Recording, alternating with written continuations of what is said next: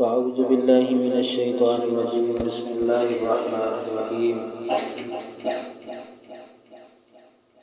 وَلْيَعْفُوا وَلْيَصْفَحُوا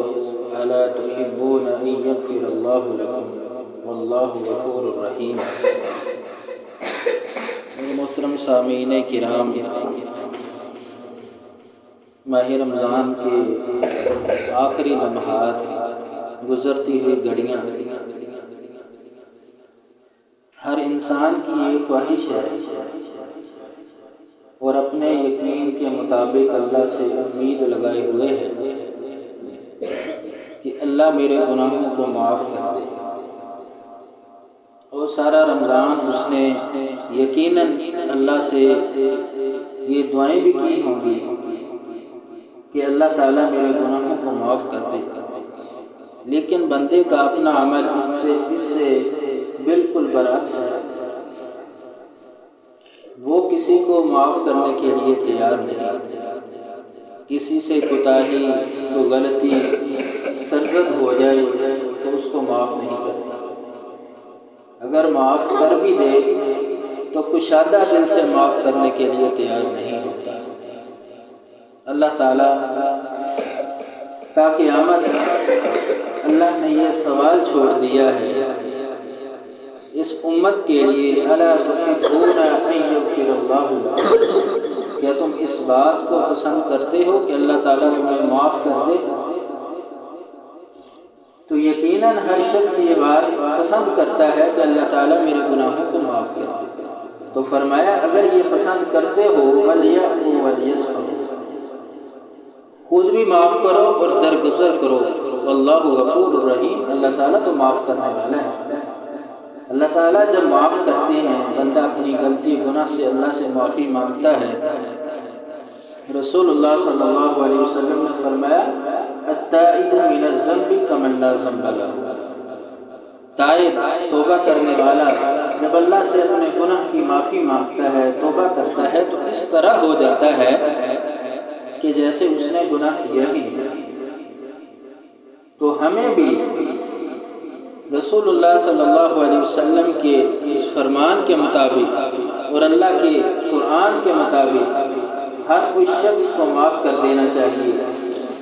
وہ اپنا ہو بیگانہ ہو، دوست ہو رشتہ دار ہو ہمسایہ ہو، کوئی بھی ہو، اس نیت سے کہ الا تحبون ان یغفر اللہ لکم،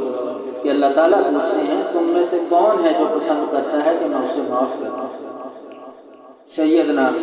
سعد بن ابی وقاص رضی اللہ تعالیٰ عنہ عشرہ مبشرہ صحابہ میں سے،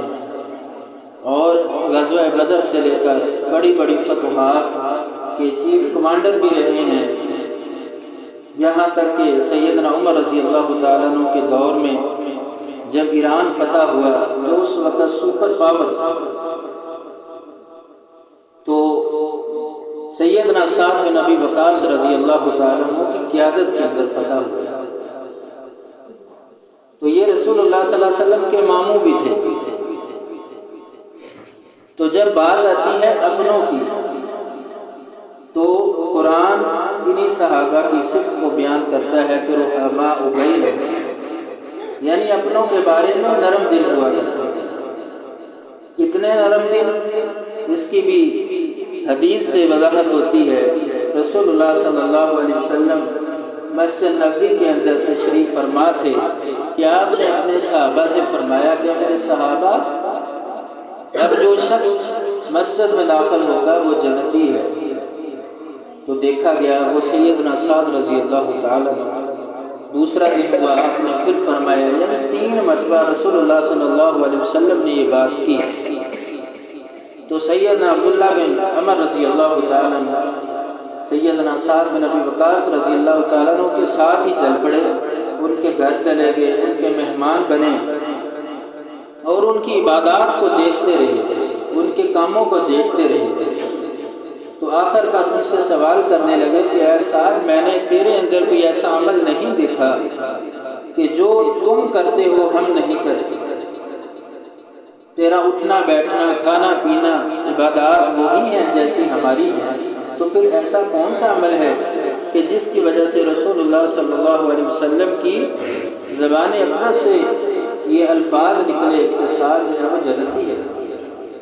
ایک مرتبہ نہیں بلکہ 3 مرتبہ رسول اللہ صلی اللہ علیہ وسلم نے فرمایا۔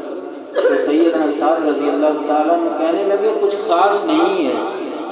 لیکن میں یہ امید کرتا ہوں کہ میرا عمل یہ ہو سکتا ہے کہ میں ایسا کرتا ہوں کہ جب رات کو سونے لگتا ہوں تو اپنے بستر پر لیٹتا ہوں تو اپنے ہر اس مسلمان بھائی کو میں معاف کر دیتا ہوں کہ جس کے بارے میں میرے دل کے اندر کوئی غصہ، ناراضگی، کینہ، بغض کچھ بھی ہو، میں اس کو معاف کر کے سو جاتا ہوں، میں صرف یہی عمل کرتا ہوں۔ تو سیدنا عبداللہ بن عمر رضی اللہ تعالیٰ عنہ صبح ہوئی، اللہ کے نبی علیہ السلام کے پاس گئے، سارا واقعہ بیان کیا تو رسول اللہ صلی اللہ علیہ وسلم نے فرمایا ہاں عبداللہ، سعد کا یہی عمل ہے، سعد کا یہی عمل ہے کہ جس کی وجہ سے اللہ تعالیٰ نے اس کے لیے جنت کے انعامات رکھے ہیں، دنیا کے اندر ہی جنت کی بشارتیں مل گئی ہیں۔ تو میرے محترم سامعین کرام، یہ رمضان کی آخری گھڑیاں ہیں، ہم بھی دیکھیں اپنے بیگانے رشتہ دار، دوست احباب، ہمسایہ کوئی بھی ہو، ہم اس کو معاف کریں رمضان ختم ہونے سے پہلے۔ یقیناً ہم یہ عمل کریں گے تو اللہ تبارک و تعالی ہمیں معاف کر دیں گے۔ اللہ تعالی عمل کی توفیق دے۔ وآخر دعوانا